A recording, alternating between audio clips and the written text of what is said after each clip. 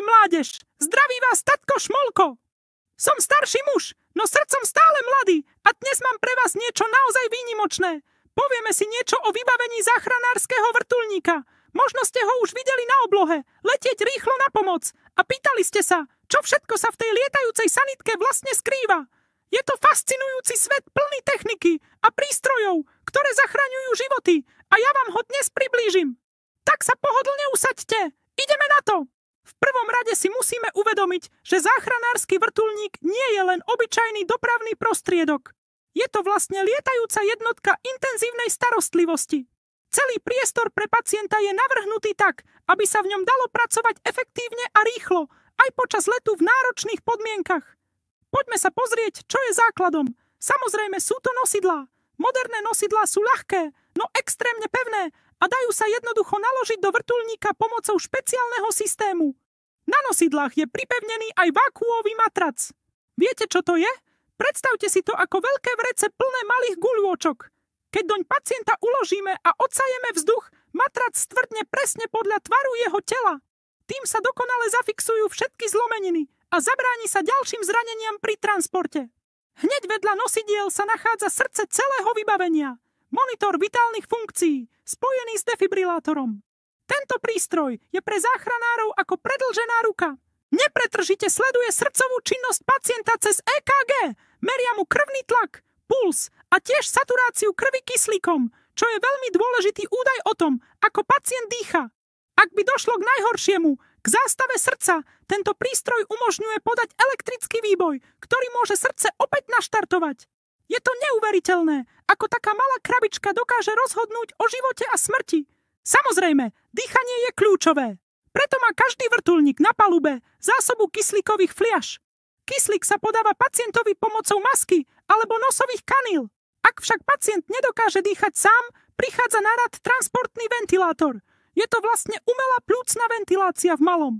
Tento prístroj dýcha za pacienta. Dodáva mu presne nastavený objem vzduchu v pravidelných intervaloch. Lekár môže nastaviť počet dýchov za minútu aj koncentráciu kyslíka, presne podľa potrieb zraneného. Mať niečo také na palube vrtuľníka, ktorý často lieta v horách ďaleko od nemocnice, je absolútne nevyhnutné. Okrem týchto veľkých prístrojov je vrtuľník plný menších, ale rovnako dôležitých vecí. Nájdete tam infúzne pumpy a lineárne dávkovače. To sú malé zariadenia, ktoré zabezpečujú, aby pacient dostával lieky a tekutiny do žily presne stanovenou rýchlosťou. Viete, niektoré lieky na podporu srdca alebo tlaku sa musia podávať veľmi precízne, doslova po kvapkách. Tieto prístroje to dokážu ustrážiť s absolútnou presnosťou, čo by ľudská ruka len ťažko zvládla, najmä počas turbulentného letu. Ďalej tu máme odsávačku.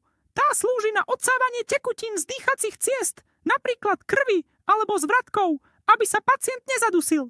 Je to jednoduchý, ale život zachraňujúci nástroj.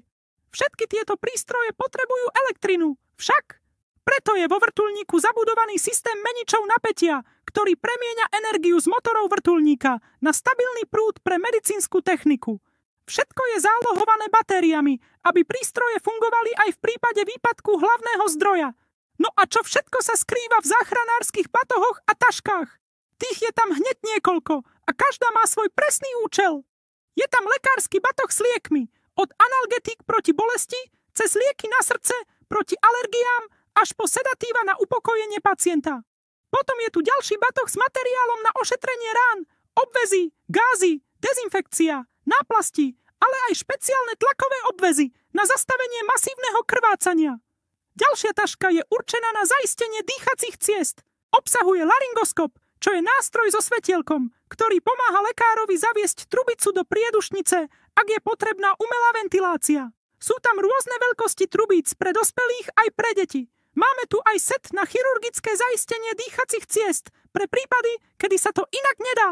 Je to síce krajné riešenie, ale záchranári musia byť pripravení na všetko. Nezabúdajme ani na imobilizačný materiál. Okrem vákuového matraca, o ktorom sme už hovorili, sú vo vrtuľníku aj krčné goliere rôznych veľkostí na fixáciu krčnej chrbtice, dlahy na zlomeniny končatín a tiež panvový pás. Ten sa používa pri podozrení na zlomeninu panvy, čo je veľmi vážne zranenie spojené s masívnym vnútorným krvácaním. Z Stabilizácia panvy týmto pásom môže pacientovi zachrániť život ešte pred príchodom do nemocnice. Teraz si predstavte špeciálnu situáciu. Záchrana v horách. Vrtuľník nemôže vždy pristáť. Na to slúži palubný naviak. Je to silný motor s dlhým oceľovým lanom, na ktorého konci je hák. Na tento hák sa pripne záchranár a spustí sa dolu k zranenému. Pacienta potom spolu s lekárom alebo záchranárom vytiahnu na lane hore do vrtuľníka. Celý tento manéver si vyžaduje obrovskú zručnosť pilota, technika na palube, ktorý ovláda naviak a samozrejme odvahu záchranára na lane. Pre takéto zásahy majú záchranári špeciálny horolezecký výstroj, sedacie úväzy, karabíny, slučky a všetko, čo poznáte z horolezectva. Okrem toho sa pre horské záchranné akcie používa aj podves. To je vlastne dlhé lano, na ktorom je zavesená špeciálna sieť alebo transportný vak. Využíva sa vtedy, keď je terén taký neprístupný, že ani použitie naviaka nie je bezpečné. Do siete sa uloží pacient na nosidlách a vrtuľník ho takto v podvese prenesie na najbližšie bezpečné miesto, kde ho môžu naložiť dovnútra. Vidieť vrtuľník s človekom visiacim pod ním je naozaj pôsobivý pohľad. No a čo posádka? Tá je rovnako dôležitá ako technika. Tvorí ju pilot, ktorý musí byť majstrom svojho remesla a dokázať lietať v hmle, vetre, v noci, často v extrémne náročnom teréne.